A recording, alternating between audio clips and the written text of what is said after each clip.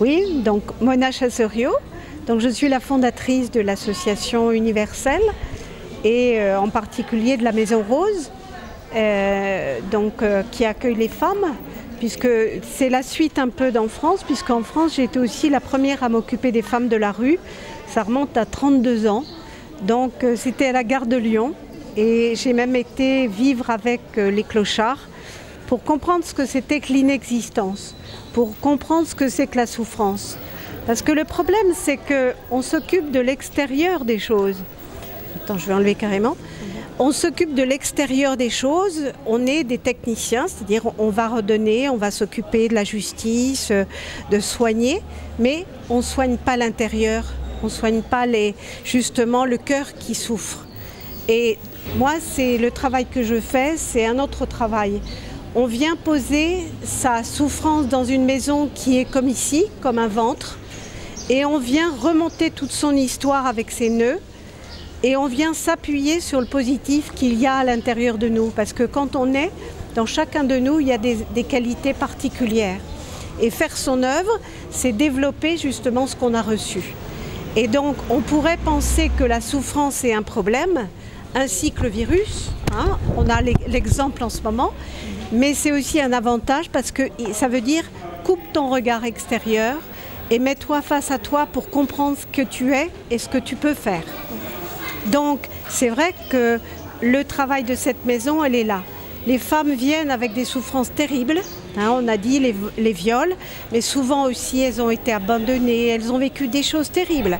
Là récemment, on a eu des petites qui arrivaient, elles n'avaient même pas 2 ans, les mains brûlées ou le bras cassé par cette violence.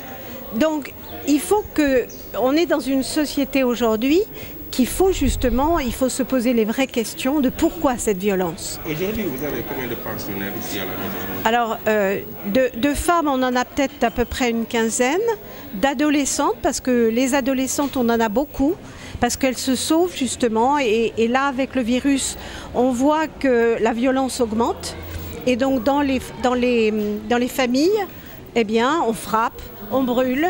Donc voilà, donc on les récupère. Donc là, les adolescentes, je sais pas, on en a aussi une douzaine. Et les bébés qui naissent, parce que depuis que j'ai ouvert, on en est peut-être à 200 bébés qui sont nés dans cette maison. Que de problèmes. Voilà. Donc c'est vraiment une maison qui fait plaisir parce que quand vous les voyez se transformer, elles partent debout. Elles partent vers quelque chose qui va les construire en aimant leur enfant qui est pourtant d'un viol. Donc c'est ça qui est intéressant, c'est transformer le négatif en positif. Et j'espère bien que de plus en plus de gens vont travailler comme ça, parce que là, les racines elles sont plus solides que quand on a toujours ces nœuds dans le cœur, parce qu'on souffre.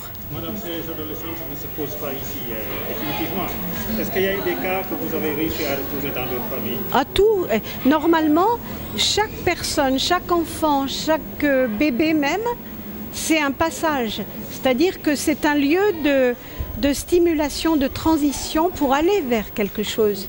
Donc oui, il y en a qui, justement, qu'on a parce qu'on nous met aussi des enfants qui sont abandonnés et on les envoie des fois à SOS Village d'enfants où on a une collaboration, c'est-à-dire on les élève petits puis après ils prennent le relais autrement. C'est-à-dire que oui, à chaque fois, on essaie de continuer le chemin pour que justement elles puissent être heureuses de plus en plus, quoi. C'est quand beaucoup parlent de la maison, quand elles ont fait ce travail sur soi, eh bien, on leur fait faire pour apprendre un métier, donc des stages. Donc il y a tout ça. Il y en a qui aujourd'hui, gardent des enfants. Elles ont appris, elles ont fait des cours justement pour. On a plein de métiers comme ça, et c'est le but, c'est que elles se transforment et après elles connaissent leurs qualités et elles partent à faire un métier qui justement va être leur réalisation. Et c'est ce qui va faire la différence, c'est qu'on part libéré. Alors, c'est ça. Vous êtes dans cette zone où il y a beaucoup de violence, oui. Vous avez fait un travail extraordinaire. Aujourd'hui, en fait, le besoin de la Maison Rose, c'est quoi après ce soutien des femmes le besoin, comme beaucoup d'associations, c'est le financement parce que nous, on avait des ONG qui jusqu'ici nous aidaient. Et vu le problème actuel va. Non, c'est l'UNICEF, Save the Children, c'est surtout elles qui nous aident. Et puis ponctuellement, comme vous, des gens qui viennent, des mécènes, qui viennent nous apporter des couches, du lait pour les bébés, et tout ça. Ça nous évite d'acheter. Donc c'est vrai que c'est une vraie solidarité. Mais cette maison, elle a besoin d'être faite parce que ça fait 12 ans et puis elle souffre beaucoup. Donc là aussi, comme là, il y a de l'eau en dessous.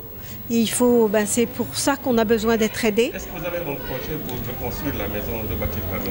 Alors on est en train justement de savoir comment on va refaire la cuve parce qu'il y a besoin de la faire. Donc financièrement, on a besoin toujours d'aide. Et puis la maison des enfants à côté, qui va être la petite maison rose pour les enfants. Et c'est pareil, on va lancer la dynamique pour nous aider. D'accord, merci.